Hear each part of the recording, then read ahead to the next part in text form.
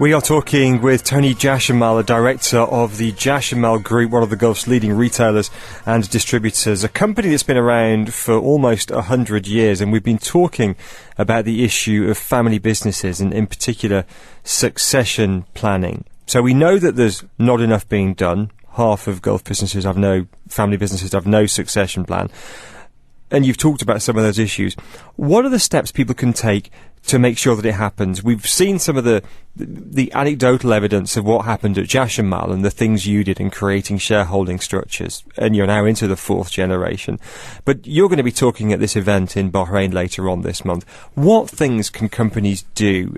Some of the things in the toolbox, if you like, the family business toolbox are, you can go for an IPO, stock market listing, to bring some professional rigour in.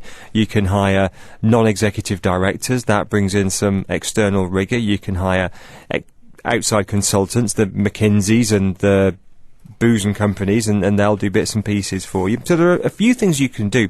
In your experience, what are the steps that work?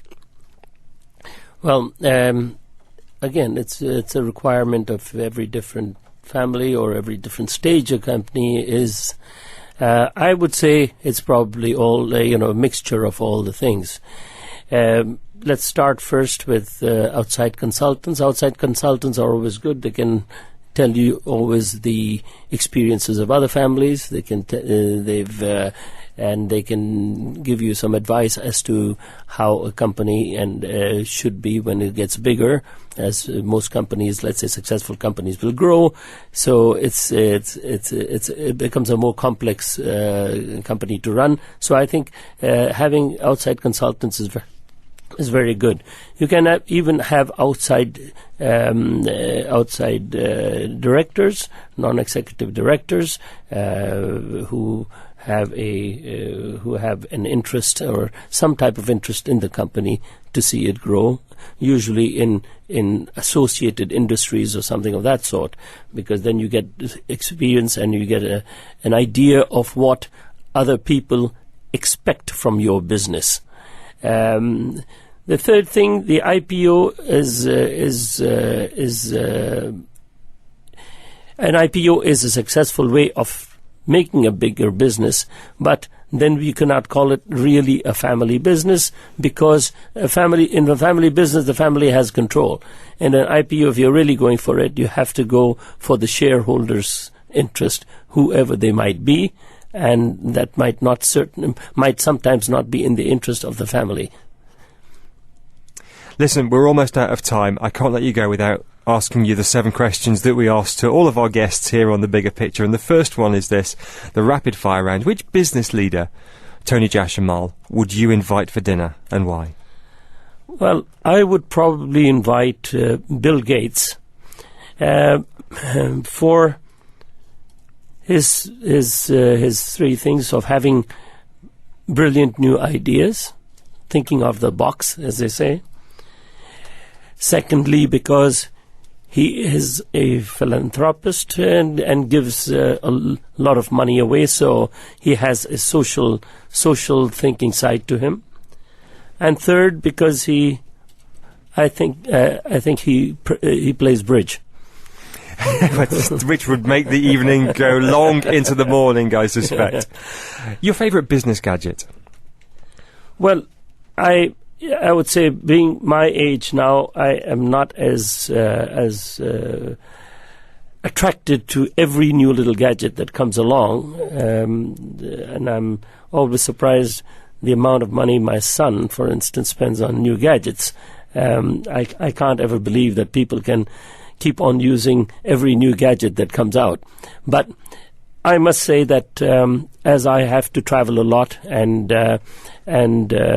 communicate a lot, I found which is the furthest gadget that I use is a BlackBerry, and so I find that very, very convenient because it helps me travel and still keep in touch either by phone, by emails, etc. altogether. What's the best business book you've read? I sort of got tired of reading business books at a certain age, and up to the time when I had read, which is now business books, that is, it was probably about 20 years ago, and there was a book by Lee Iacocca, who had turned the Chrysler company around in those days. And the exciting thing was as to how a person can pick up something which is in a dire, difficult situation, and then actually turn around and make it successful again. They could do with him now, I think, couldn't they? Yeah. The best advice you've been given? Best advice I was given was, I think, by my grandfather, and he said, if you have a problem in business, don't get discouraged. He said that he, in his lifetime, had 3 total ups and downs. They had to do not with business, but actually not with business decisions, but they had to do with political issues and revolutions, world wars, etc., where the business was lost. But he said every time he got down on his knees and worked up and made it again. So he said, and that advice came good to me because I was looking after our operations in Kuwait at the time of the Iraqi invasion. I was there at the time, and I saw a 70-year-old business being looted and destroyed in 2 days.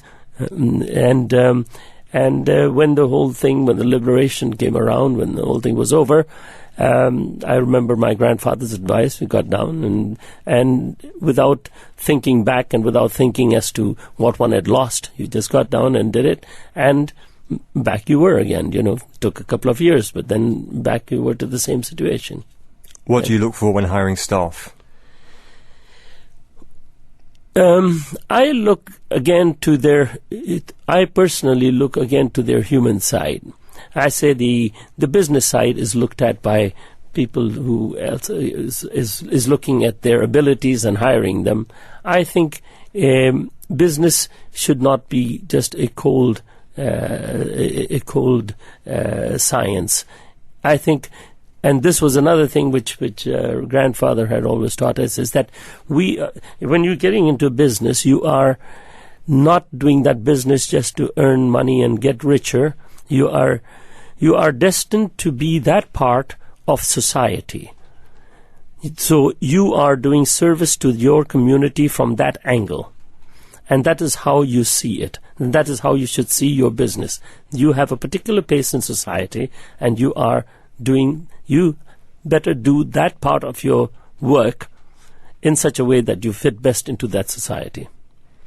Which business achievement gives you the most satisfaction?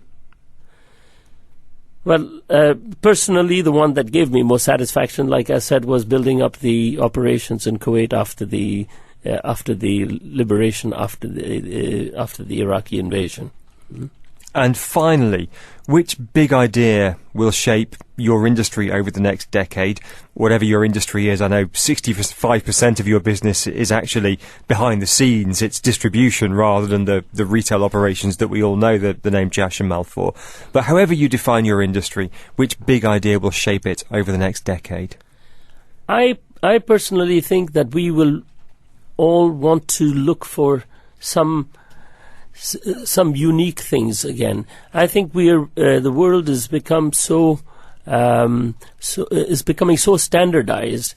The luxury business became popular or became admired and desired because it was just a few products by a few people of very good quality. But now the distribution and the proliferation of even the luxury business all over the world, and the proliferation of the big corporations all over the world have standardized so many things that I think people will start looking for niches and unique things again, and people will start wanting to perhaps change and now wear a little more of their national dresses and do more traditional things, because I think that is going to be the result of too much of globalization and standardization, actually. Tony Jashanmal, it's been a real pleasure. Thank you so much indeed for joining us on The Bigger Picture. Thank you.